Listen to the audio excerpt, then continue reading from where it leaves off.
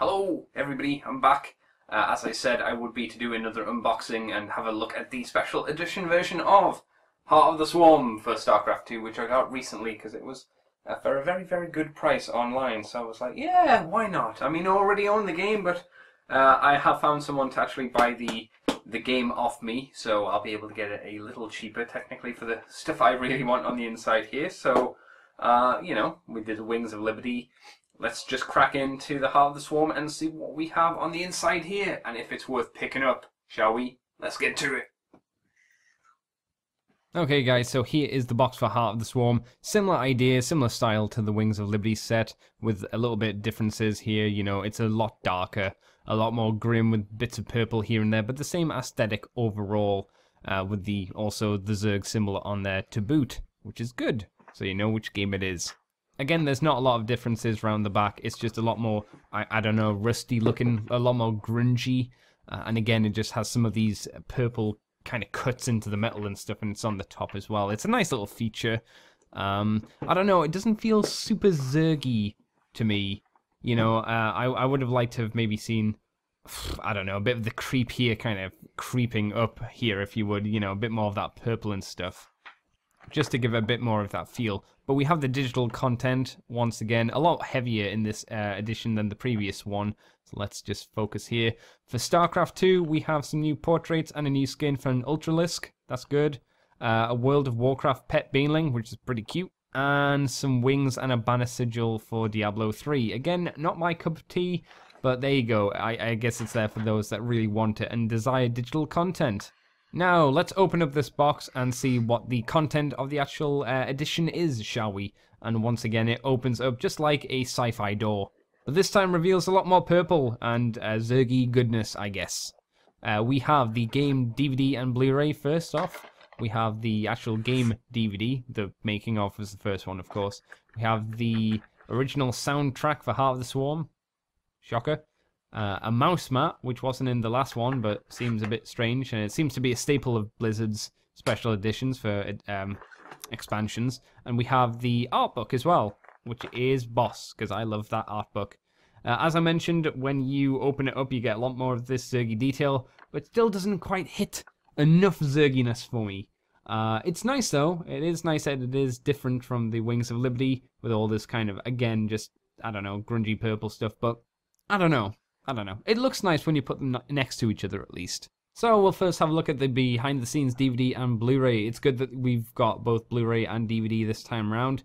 And we have such things as the game cinematics, a coverage on esports, making the cinematics, voiceover, the editors, as in the map and cinematic editors. That's actually a huge portion of this DVD. I think they're like 20 to 40 minutes each, which is a bit ridiculous. We also have a colored script, trailers, and commentary for the cinematics. So not as good, in my opinion, as the previous editions.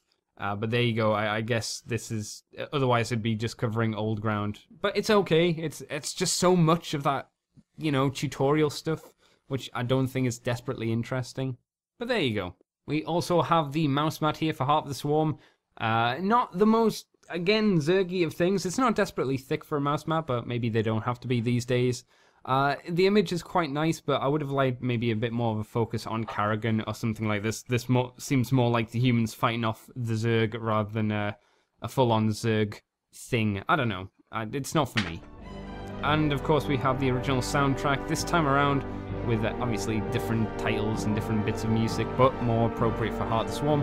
I don't know if there's any particular songs on here that are redos or remakes of original themes. I'm sure there must be, of course, but yeah, they're all good. They're all very ambient, they're all very atmospheric and all that fluffy nonsense wording you want to use. Again, stellar soundtrack, nice to have it.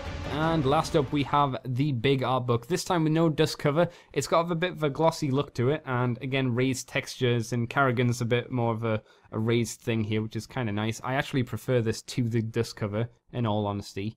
Again, big and thick, and it's got a nice inner page here, which is very Zerg creep, which is kind of cool. Again, we have sections on the Zerg, on the Protoss, on the Terrans, and again, the concept artwork is arguably, for me, some of the best stuff. Maybe there's a little bit too much of the cinematics, and the storyboards in here for my liking. I would have preferred more of the design sketches like this stuff. But hey, the stuff we do have is very nice, it's very beautiful, and it's always fun to look at. And again, we just have the big Zerg symbol on the back to finish her off. So that's it, yeah. So yeah, that's the set, everybody. I think you can clearly tell it's not as good as the Wings of Liberty. There's not as much stuff in there, or at least as tasty stuff, and there's a lot more digital stuff, which is fine for the ones that want digital, but doesn't really affect me that much personally, but I guess it's nice that it's there. It seems to be a running theme with Blizzard stuff that the first release of a game special edition is much more umphy and has a lot more interesting things to it, and then subsequently expansions then kind of drop off, and for some reason Blizzard's got like an obsession with giving people mouse mats. It seems like a thing in all of the World of Warcraft things. It's like you get an art book, you get a soundtrack, you get a making of, you get a mouse pad. You don't need that many mouse pads, guys. It's nice, but I don't know. My mouse pads, they're a thing, I guess. Anyway, like I say, you can probably pick this up from Amazon.co.uk and other places like that for about 15 to 20 quid, which for what you're getting here is pretty good. If you don't have the game at all, you're getting the game, an art book, and the rest of the stuff, so I think that's really good. What else? For that amount of money, I think it's a really good deal. I can't remember how much it was originally when it came out, but I want to say it wasn't that cheap, so it was probably more akin to what the first one was. So this is much more, a much better value now. So yeah, worth a grab, I think. Thank you, everybody. Hope this has been entertaining to watch, and I think next time I will do something a bit mega blocky, mega blocks. I'm doing a mega block set next. So I'll see you then, guys. Bye bye.